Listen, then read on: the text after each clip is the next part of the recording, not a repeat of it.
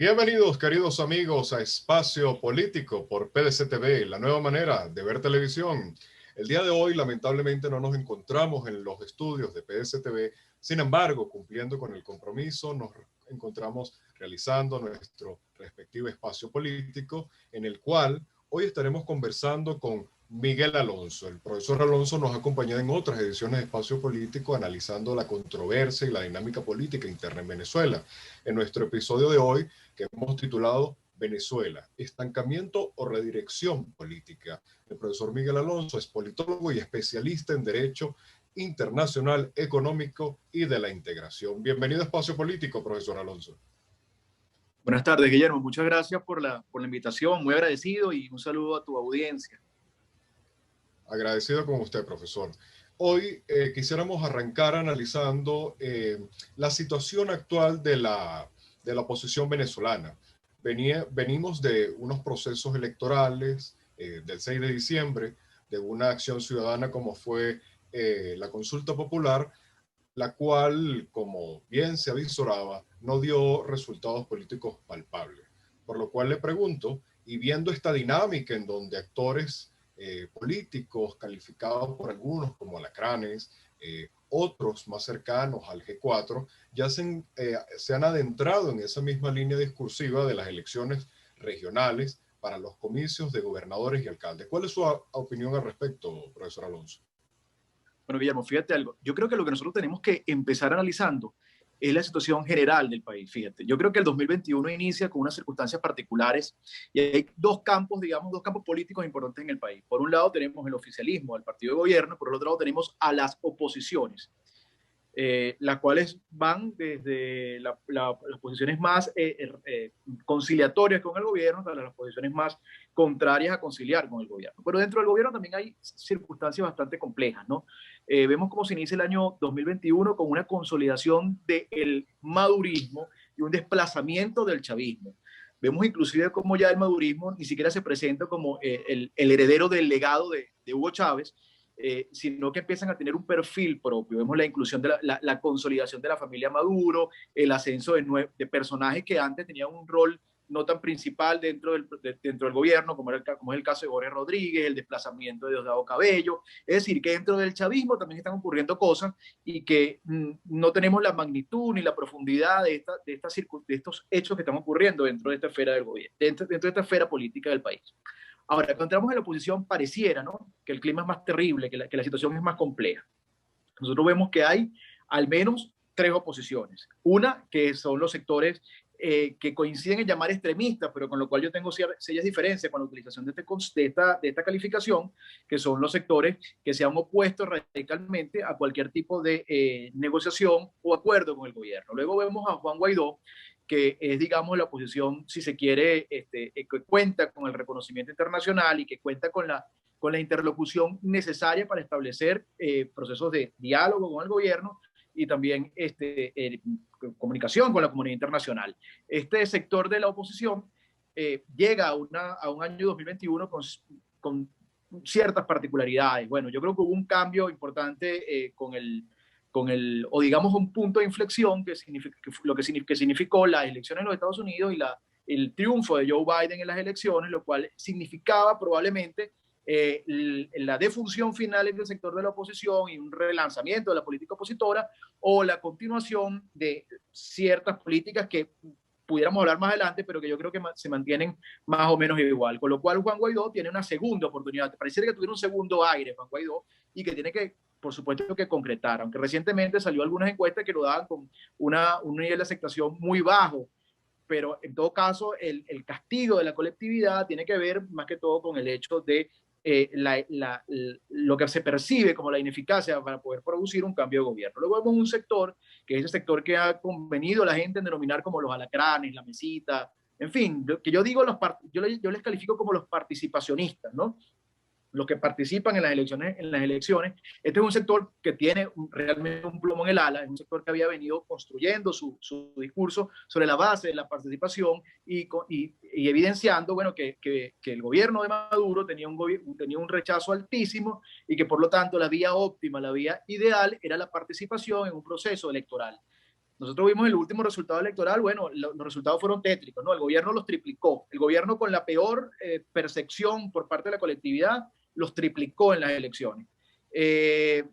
Vimos cómo estos sectores, bueno, propusieron rectores del CNE inclusive, y no hubo ni una sola queja con relación al sistema electoral. Yo revisaba hoy con objeto de esta entrevista, yo estaba revisando los resultados de las elecciones, y es que el gobierno ni siquiera ha tenido la decencia de colocar los resultados de las últimas elecciones en la página web. Las elecciones parlamentarias de 2005 no existieron, no hay resultados de las elecciones.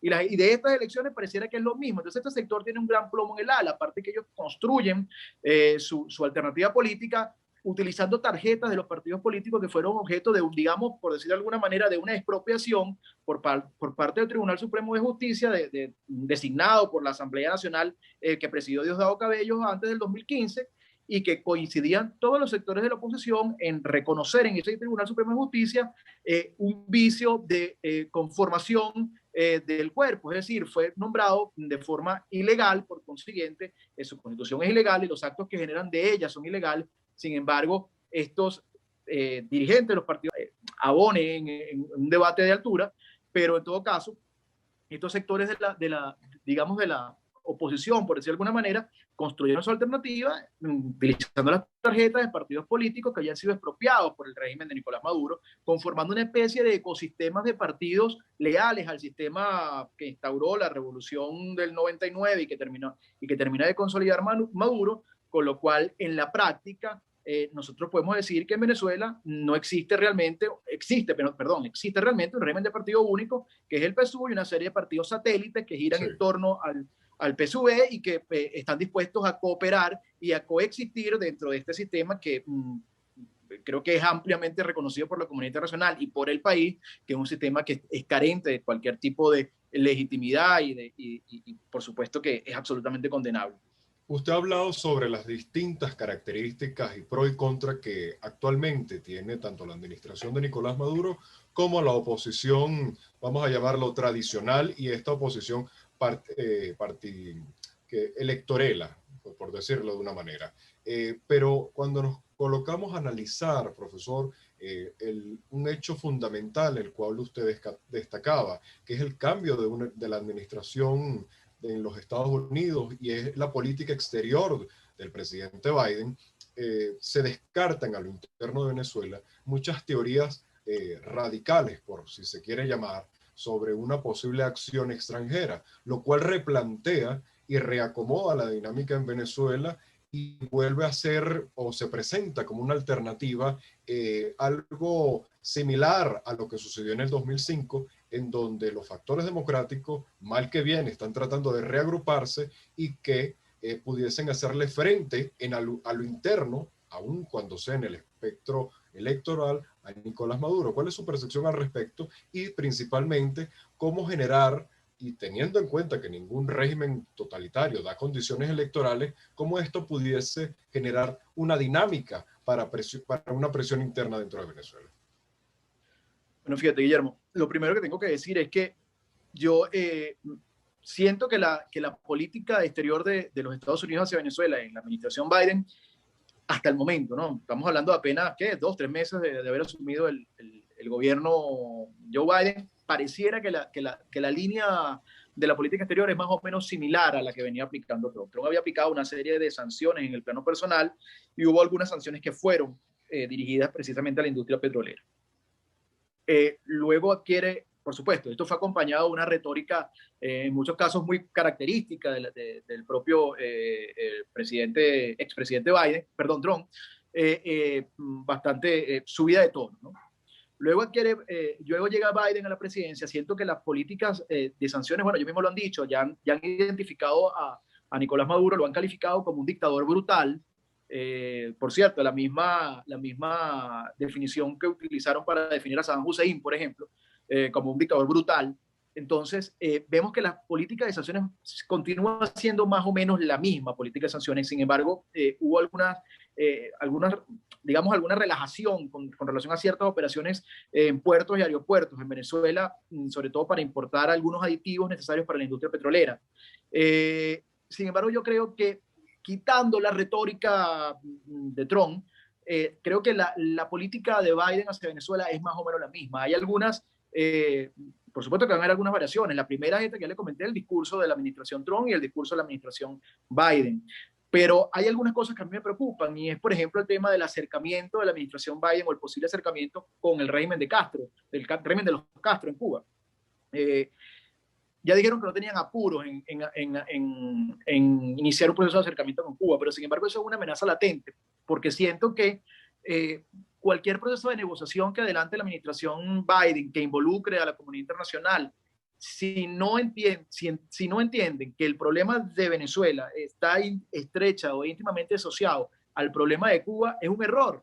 Es un error. Yo creo que no se pueden resolver dos problemas por separado, porque estos dos problemas se tienen que resolver de una sola manera, porque el origen y por supuesto el sustento, digamos, en la logística de inteligencia, en fin, ha sido fundamentalmente el régimen cubano. Entonces, ahí hay algunas dificultades. Ahora, ¿cómo esto va a influir en el tema interno? Yo creo que va a tener ciertas influencias. Por supuesto que el hecho de que nosotros pensemos de que la comunidad internacional le va a quitar el respaldo a Guaidó en los próximos días, yo creo que eso es fantasioso.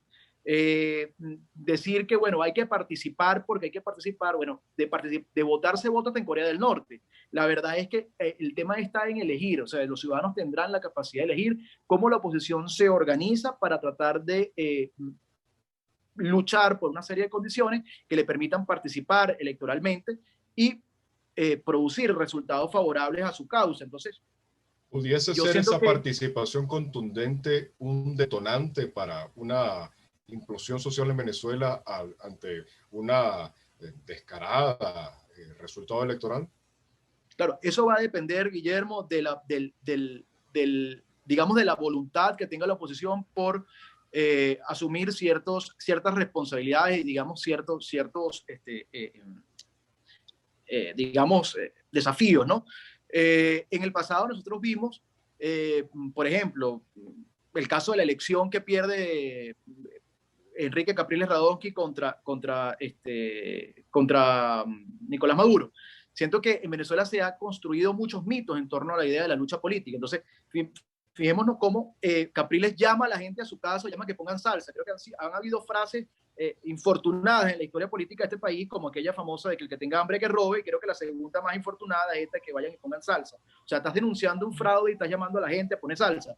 Entonces, son cosas que se van grabando en la idea en el subconsciente del venezolano y van generando un proceso de desconfianza generalizada entre la base electoral de la oposición y el liderazgo de la oposición. Entonces, ¿cuál va a ser el gran, desafío de la oposición? A la hora de decidirse a participar en un proceso electoral, sin entrar en el debate de las condiciones o no condiciones, sino a la hora de participar en un debate electoral, en una contienda electoral, entendiendo esta como un punto de apoyo para tratar de producir otras situaciones que generen un cambio político que no necesariamente tiene que ser electoral. Va a pasar porque la oposición reduzca esas diferencias entre la base electoral, el liderazgo de la oposición reduzca esa diferencia entre la base electoral de la oposición y el liderazgo de la oposición. Porque la verdad es que la confianza entre uno y otro está muy deteriorada. Profesor Alonso, y antes de entrar a una pausa comercial, le voy a dejar una pregunta en el aire, y es, analizando esa vorágine del chavismo, quisiéramos conocer cuál es su percepción sobre esta actitud del Partido Socialista Unido de Venezuela, con nada más y nada menos con el Partido Comunista de Venezuela, y esa relación que hoy en día parece que los ánimos están más caldeados que nunca. Vamos a una breve pausa y ya regresamos con Espacio Político, hoy conversando con el politólogo Miguel Alonso. Acompáñanos todos los lunes a partir de las 12 del mediodía en nuestro programa Punto de Partida por todas las plataformas comunicacionales de Punto de Corte, Twitter, Facebook y YouTube. Allí podremos hacer seguimiento al acontecer político, económico y también de nuestra sociedad. Te esperamos. Desde la plataforma comunicacional Punto de Corte te ofrecemos todas nuestras redes sociales: Twitter, Facebook, Instagram, LinkedIn y YouTube, para que te mantengas informados de todo el acontecer nacional e internacional. Síguenos, Punto de Corte. A nosotros nos importa que usted se mantenga informado. Por ello, desde la plataforma comunicacional Punto de Corte, llegamos a cada rincón del país. Con tan solo un clic podrá enterarse de los acontecimientos más impactantes en Venezuela y el mundo. De lunes a viernes a tempranas horas repasamos los titulares de las noticias más importantes. En la tarde analizamos toda la información en la edición del Noticiero Vespertino. No estamos detrás de la noticia, estamos junto a la noticia. PDC TV, La nueva manera de ver televisión. Continuamos en Espacio Político, miércoles 10 de marzo. Dejamos una pregunta en el aire conversando con el politólogo Miguel Alonso sobre esta actitud tan hostil que el Partido Socialista Unido de Venezuela y principalmente las cabezas del Ejecutivo Nacional y de la administración de Nicolás Maduro han hecho una afrenta contra el Partido Comunista. ¿Cuál es su opinión al respecto y a qué se debe, qué intereses o qué mensaje se busca con esto, profesor Alonso? Bueno, lo primero que nos llama la atención es que el Partido Comunista Venezolano al fin entendió que el comunismo no es bueno, ¿no? Están sufriendo en sus carnes lo que ellos han aplicado en otros países y en otras circunstancias. Pero bueno, lo que uno tendría que decir sobre esto es que en el campo del gobierno también hay diferencias importantes entre los aliados. Entiendo que quizás la ventaja que tienen las fuerzas del PSUV es que controlan las fuentes del poder en Venezuela, controlan la Fuerza Armada, controlan el presupuesto nacional, el tesoro público, en fin, y con eso pueden avanzar en una política de comprar voluntades, de reprimir las divergencias internas, muy característico de estos regímenes de carácter autoritario y sobre todo de carácter comunista, ¿no? Entonces el Partido Comunista se está encontrando con que, se empieza a ser un aliado incómodo para el gobierno cuando empiezan a hacer reclamos que creo que son reclamos justos de toda la sociedad. O sea, la situación económica del país es una situación terrible porque este escenario que te decía al principio de estas dos fuerzas políticas se asienta sobre una situación económica terrible, una contracción económica del 95%. Dicen algunos estudiosos del tema económico que es una de las contracciones económicas más grandes en tiempos de paz que se haya visto. Entonces, la situación es gravísima. O sea, el PSUV está sentado sobre un polvorín y por su propia naturaleza autoritaria, su propia naturaleza antidemocrática, cualquier divergencia interna coloca a sus propios aliados en el plano del conflicto existencial y, por supuesto, como unos enemigos del proceso revolucionario, porque son vistos como diversionistas, como, en fin, alienados y tal. Entonces, estas mismas circunstancias que ocurren en la oposición, pero que la oposición afronta de peor manera porque la oposición no cuenta con los medios para tratar de lograr el consenso necesario entre las fuerzas políticas por la vía de la fuerza, como sí lo cuenta el gobierno. El gobierno o te compra o te reprime. Entonces, logra una cohesión en cierta medida, inclusive artificial, pero la puede evidenciar, o sea, la puede mostrar ante la sociedad, ante el país político, pues evidencia una cierta unidad que todos sabemos que sobre qué base se asienta, ¿no? Profesor Alonso, y precisamente manteniéndonos en este análisis del comportamiento, de la dinámica interna del chavismo, hay otro aspecto que algunos analistas han tomado en cuenta, y es, número uno, que la mayoría de los regímenes autoritarios y totalitarios y comunistas, como usted ha definido, siempre los procesos de transición nacen de ellos mismos y es ese segundo gobierno el cual tiene una mayor apertura democrática. Pudiésemos evaluar lo que a Vox Populi se conoce como las figuras de Héctor Rodríguez o de Rafael Lacaba, que serían como un plan B en algún momento en donde el chavismo se vea obligado a participar electoralmente o esté dispuesto a entregar al poder. Y otro aspecto es sobre esa negación que asimismo se ha venido realizando el chavismo en los últimos años, principalmente en el aspecto económico, tomando políticas de un poco de libre mercado. Sin embargo, a lo interno sigue manteniendo un gran control y un estatismo. ¿Cuál es su opinión en ambos escenarios? Bueno, fíjese algo, yo lo primero que tengo que decir de Guillermo es que yo creo que dentro del gobierno vienen ocurriendo cosas y que la oposición no se ha dado cuenta de las cosas que están ocurriendo dentro del gobierno. Nosotros vemos cómo se ha producido un proceso de desplazamiento paulatino de la figura de Diosdado Cabello, por ejemplo, el segundo hombre fuerte del gobierno, hasta hace poco. Vemos que la desaparición de la Asamblea Nacional Constituyente, la conformación de esta asamblea altísimamente cuestionada, que se acaba de conformar con militantes del gobierno y aliados políticos aparentes o secretos, ¿no? Entonces, vemos como en esta nueva instancia, digamos, política, que es la nueva la nueva ficción de Asamblea Nacional, vemos como Jorge Rodríguez asume un rol preponderante con el cual desplaza a Diosdado Cabello. Vemos como la figura de Tarek El Aissami también ha cobrado un rol preponderante. Vemos cómo se ha execrado el Partido Comunista. Vemos cómo se ha peleado con la vieja guardia del Partido Socialista Unido de Venezuela. Han apartado a Ramírez, execrado como Trotsky en su exilio dorado en el extranjero. Vemos cómo la familia Chávez ha sido también desplazada del poder. Entonces, dentro del chavismo hay también unos procesos de transformación importantes. Ahora, la verdad parece indicar que este segundo gobierno del chavismo, que es el gobierno de Nicolás Maduro, es un retroceso en cuanto al tema de la democracia en Venezuela. O sea, la democracia viene en retirada. Ahora, ¿qué puede ocurrir en el futuro? O sea, creo que quizá el peso de la comunidad internacional, quizá la presión interna, la presentación de alternativas que evidencien que preservar el poder tiene un alto costo, o salir del poder significa una ventaja con relación a mantenerlo. Eso pudiera facilitar quiebres importantes dentro del gobierno. Ojo, hasta ahora no pareciera que estas diferencias lleguen o calen profundo, pero la verdad es que estas cosas en este tipo de regímenes uno no las ve, o por lo menos no las evidencia claramente hasta el momento en el cual se producen. Por ejemplo, en el año 89-90, nadie se imaginó que la Unión Soviética se venía abajo. Hay un proceso paulatino, los líderes que triunfaron en la revolución, con Lenin, asume el poder luego Stalin,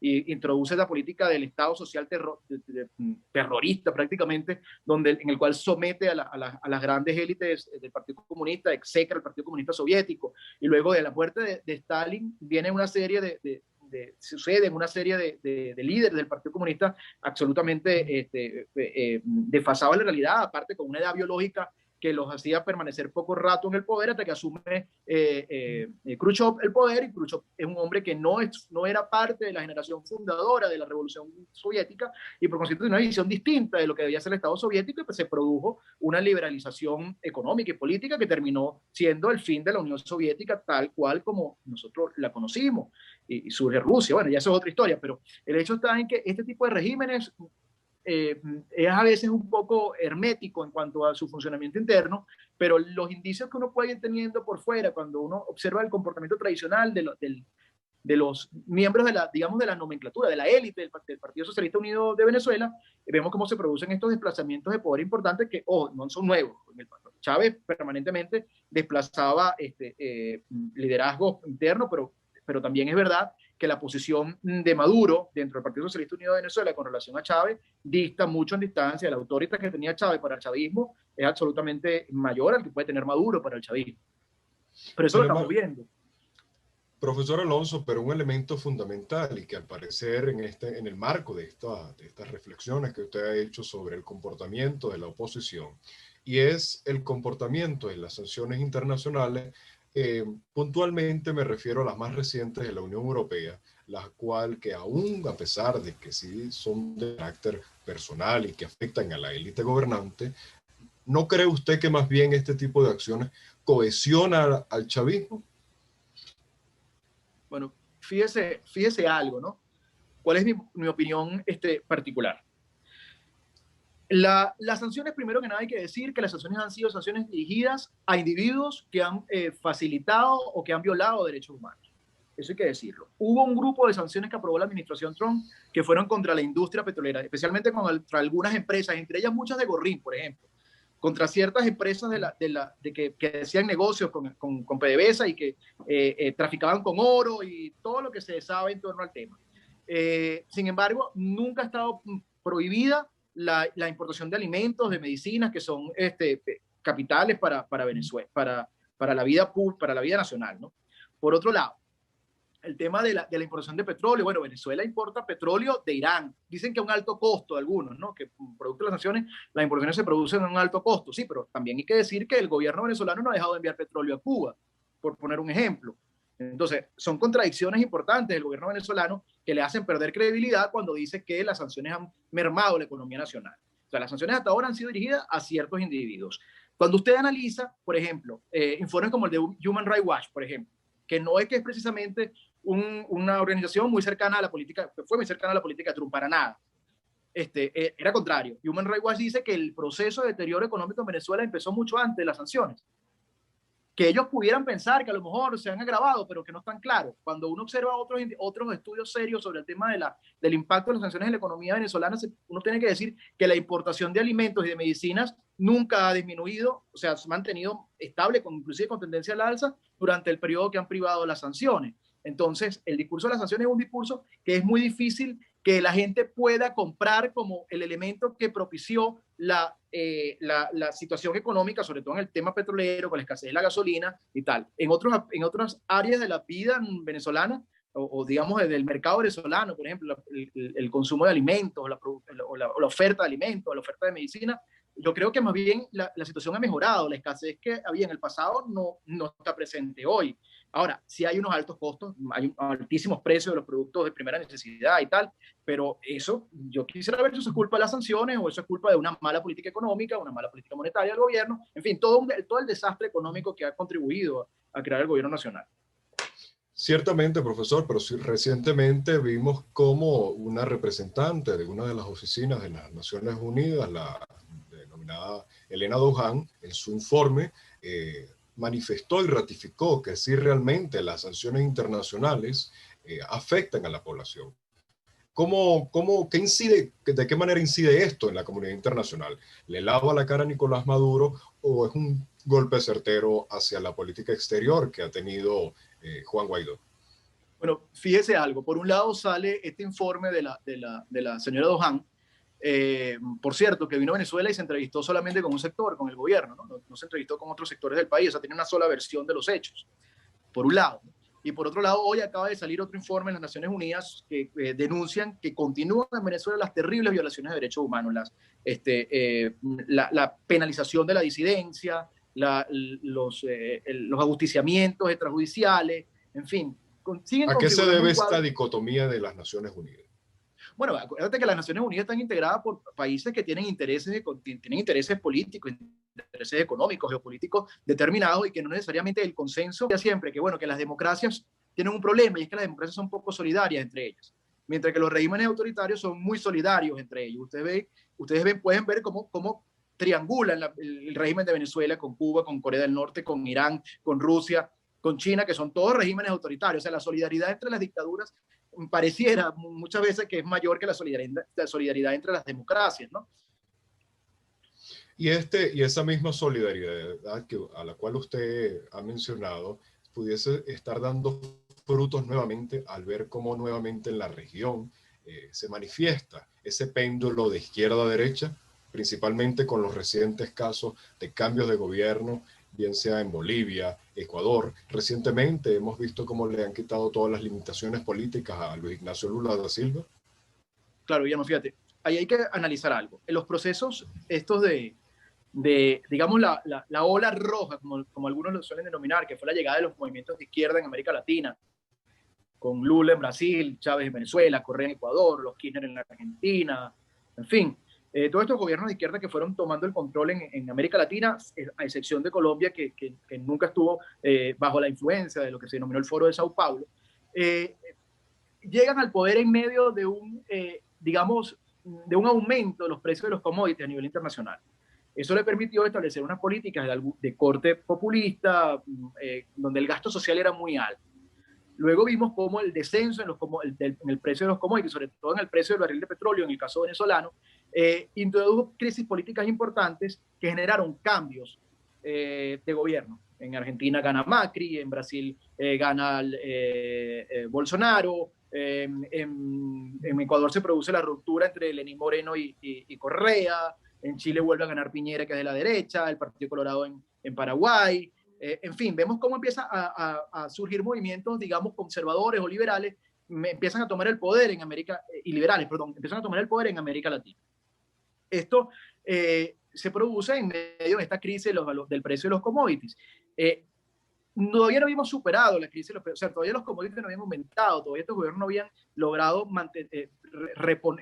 conseguir recursos para mantener estas políticas sociales o producir los cambios económicos necesarios para que la gente dependiera menos de estas políticas sociales, y vemos cómo cae el tema de la pandemia. La pandemia llega en América Latina y la crisis económica que está generando es de magnitudes apocalípticas. ¿Por qué? Porque la economía mundial descansa sobre dos bases fundamentales. Una es la movilidad de personas y la movilidad de productos, y son precisamente los dos elementos que se vieron más limitados por la crisis de la pandemia, porque la pandemia lo que hace es regular o, digamos, afectar esencialmente la movilidad de los ciudadanos, y esto trae terribles situaciones para la economía. Entonces parecía que estaba produciendo un fenómeno que era la movilización alrededor de los líderes políticos, de los presidentes de los países. Vemos como al inicio de la pandemia, por lo menos Trump aumenta su popularidad en los Estados Unidos, luego se produce la caída. O sea, Trump pierde la elección con 47% de aceptación en las encuestas, o sea, con la mitad del electorado. En Brasil, Bolsonaro ha aumentado su popularidad, pero en otros gobiernos, quizá donde influirían elementos personales, es decir, el carisma del líder, la forma en que se relaciona con su colectividad, pero en fin, todos los gobiernos que habían llegado de derecha empiezan a sufrir efectos importantes en su aceptación. Vemos cómo pierde en Argentina, pierde Macri, en Bolivia vuelve a ganar el movimiento al socialismo las elecciones, pero vemos que ahorita en las elecciones regionales acaban de llevarse grandes reveses en ciudades muy importantes de Bolivia. En fin, entonces este tema de la llegada de la izquierda, yo pienso que puede ser, o me atrevería yo a decir, que puede ser una cuestión momentánea, producto de las circunstancias económicas en las cuales se encuentra la región, que yo no creo que varíen inmediatamente después de la crisis, con lo cual, de la crisis de la pandemia, con lo cual pudiera haber otro cambio, otra ola, digamos, de movimientos de derecha o movimientos conservadores y liberales en América Latina. En Ecuador, bueno, está por definirse qué va a ocurrir, hay un escenario yo creo que bastante incierto, no sabemos qué va a pasar. La pelea entre Lasso y Yaqui Pérez es importante, o sea, no sabemos cómo va a generar la situación en Ecuador, pero yo creo que este retorno de la izquierda, creo y tengo fe en que va a ser una cuestión temporal, ¿no? Profesor Alonso, analizando y tomando en cuenta todas esas variables que usted ha mencionado del mundo internacional y regresando al interno de Venezuela, haciendo un poco una lectura del tablero, hay otro aspecto fundamental, el cual muy poco se habla, y es sobre precisamente ese daño antropológico, el cual hoy en día en Venezuela mantiene a gran parte de la población, o mejor dicho, a las fuerzas vivas del país, en una dinámica de sobrevivencia. ¿Es posible realmente de que a pesar de esa oferta y ese abastecimiento que hoy existe, esa economía de bodegones, como algunos economistas han calificado, realmente pueda más la conciencia democrática y la necesidad de un cambio político, de avivar esa llama de cambio, de movimiento social? Bueno, fíjate algo, Guillermo, yo creo que el tema económico es un tema que está causando mucho estrago en la sociedad. La verdad es que la gente está un poco más dedicada a garantizar la subsistencia mínima que a involucrarse en asuntos políticos en la actualidad. Además, por un tema, como te dije al principio, un tema de confianza en la base, en la dirigencia política. O sea, tú sientes que si tú participas activamente y te sacrificas en la participación en movimientos políticos que buscan un cambio político, no vas a obtener los resultados esperados y por lo tanto es una pérdida de tiempo sacrificarte por esta situación, por estos movimientos políticos. Entonces, ahí está el gran dilema de la oposición. Yo creo que el tema económico es un tema importante que se puede convertir en un elemento catalizador de un cambio político, pero que por sí solo no lo va a hacer. Yo creo que por sí solo no lo va a hacer. Es necesario que la oposición construya un mensaje que permita involucrar a la gente, pero que sobre todo le permita recuperar la confianza en la base política de la oposición. Que recordemos que estos días yo veía estos sectores que se dedican más que dicen que son de oposición, pero que se dedican a hacerle más oposición a Guaidó que al gobierno, celebraban enormemente el nivel de rechazo que tenía Juan Guaidó. Juan Guaidó tiene un nivel de rechazo de 80%, decían, según una encuesta que salió, creo que era de Data Análisis. Pero yo me pregunto, bueno, si este es el nivel de rechazo que tiene Juan Guaidó, ¿cuál es el nivel de rechazo del gobierno? O sea, el nivel de rechazo del gobierno debe ser altísimo. Si Juan Guaidó tiene un nivel de rechazo en 80%, y estos sectores que fueron a participar en las elecciones, que participaron contra un gobierno que tiene mucho más del 80% de rechazo, fueron triplicados por el gobierno, ¿no?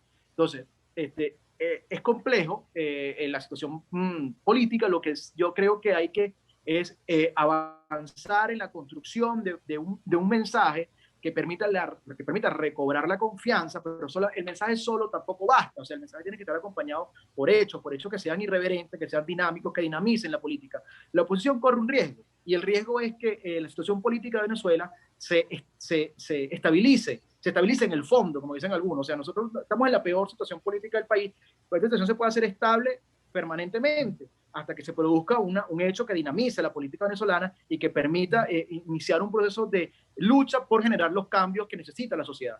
Entonces, ese es el gran riesgo de la oposición, que esto se estabilice en el fondo y que nosotros entremos en una etapa que pudiéramos decir, una etapa muy similar a lo que ocurrió en la Cuba de los Castro. O sea, en la Cuba de los Castro hubo un proceso de oposición inicial a la Revolución Cubana que terminó significando el exilio de la élite política y económica, cultural cubana, y el gobierno pudo establecer allí un régimen que hasta la fecha de hoy se mantiene en medio de privaciones importantes a su pueblo, pero se mantiene con cierta estabilidad, aunque hemos visto en los últimos años, en los últimos meses sobre todo, cómo ha venido variando esta relación y hay ciertos brotes de protesta que antes eran impensables dentro de Cuba, pero que han venido ocurriendo. En Venezuela puede ocurrir una cuestión similar y sería lo más grave que le pudiera ocurrir a la oposición. Profesor Alonso, ¿usted acompaña aquel planteamiento que dicen que la solución del caso Venezuela pasa por Cuba? No, estoy de acuerdo. O sea, no hay manera de que nosotros podamos resolver el tema venezolano, o que inclusive la comunidad internacional, que ha jugado un rol muy activo y se agradece, porque la alternativa era no hacer nada y era peor. Entonces, en ese caso, pensar en un proceso de negociación para solucionar el problema de Venezuela y generar un proceso de elecciones libres, competitivas, vigiladas por la comunidad internacional en Venezuela, supone necesariamente solucionar el tema cubano, o por lo menos un acercamiento con el régimen cubano, que no puede ser, considero que es un error, un retorno a la política de Obama con Cuba. Con Cuba es un error absoluto. Más bien debería ser una política que sea la mistura entre la política de Biden, la política de Obama y la política de Trump, una política de toma y daca. O sea, cedemos en la medida en que tú estés dispuesto a ceder en algunos aspectos. Si eso no ocurre, yo veo muy difícil la salida en los términos en que la comunidad internacional está pensando que puede ser la salida de Venezuela, que es una salida negociada, concertada, lo cual va a ser sumamente difícil, por no decir imposible, basada en consenso, que permita una elección en la cual se restituyan los caracteres democráticos que debe tener cualquier elección en una sociedad democrática en el mundo. Profesor Alonso, agradeciendo su gentileza y ya acercándonos al final de esta entrevista, quisiéramos tocar un aspecto fundamental, y es sobre la percepción de la población, como usted lo ha dicho, sobre la necesidad de otra vez conectar con la población. La primera pregunta: ¿estos actores políticos actuales, Juan Guaidó y compañía, aún están en capacidad de generar ese engagement con la población? Y en segundo, ¿qué papel juegan en la opinión pública estos actores políticos radicales que a veces, más allá de ayudar en la lucha democrática, pareciera que ayudan al discurso del chavismo? Bueno, fíjate algo, Guillermo.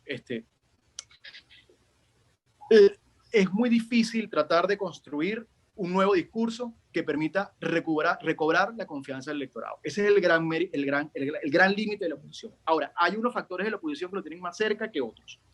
Creo que el sector de Juan Guaidó y el sector que representa sobre todo María Corina Machado son sectores que tienen ciertas ventajas con relación a retomar esa política y ese mensaje dirigido a la reconexión con sectores de la oposición. Este sector que llaman la mesita, que la gente ha convenido llamarlo alacranes, cuentan con ciertas desventajas importantes. En primer lugar, es que ese sector de la oposición construyó su alternativa en base a sentencias que emanan del Tribunal Supremo de Justicia, que es ampliamente cuestionado por la colectividad venezolana.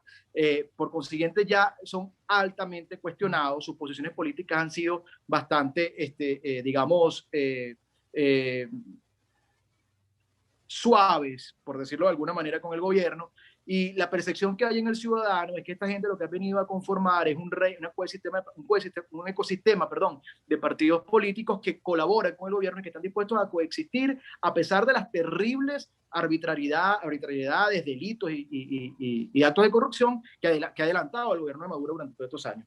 Entonces, ahí está la diferencia fundamental entre uno y otro. Es complejo, es difícil recobrar la confianza, es difícil reconstruir estos vínculos, pero creo que hay unos sectores que tienen unas ventajas con relación a los otros. Porque si bien Juan Guaidó hoy aparece mal en las encuestas, producto, entre otras cosas, no solamente de la ineficacia que ha tenido para salir del gobierno, porque no es fácil salir de un gobierno con las características de este gobierno, sino también porque ha cometido muchos errores que en cierta medida son un poco amateurs, ¿no? Producto quizá de su inexperiencia, pero a pesar de eso, la percepción que tiene la gente que es ineficaz, pero no tiene quizá la mácula de colaboracionista que pudieran tener estos otros sectores que son vistos con desprecio por la sociedad. Entonces, sin duda que estos sectores de María Corina Machado, Juan Guaidó, lo que representa el G4, que tienen una base política importante, los partidos políticos de verdad, no los que el TSJ le despojó de su tarjeta, no esa dirigencia, sino la dirigencia auténtica, con todas las críticas que son muchísimas que se le pueden hacer. Es más, pusiéramos en una balanza las críticas y las virtudes, creo que las críticas pesarían más, pero sin embargo creo que tienen una ventaja a la hora de reconstruir un discurso, a la hora de definir una acción que permita conectar con la gente y movilizar a la sociedad en un proceso de cambio político que permita la reinstauración o digamos la redemocratización del Estado venezolano. Pudiésemos hablar entonces, profesor, que mientras se va fraguando toda esta dinámica o a lo que se apuesta, pudiésemos decir que las elecciones regionales de alcaldes y gobernadores serán una reedición de lo que ya hemos vivido.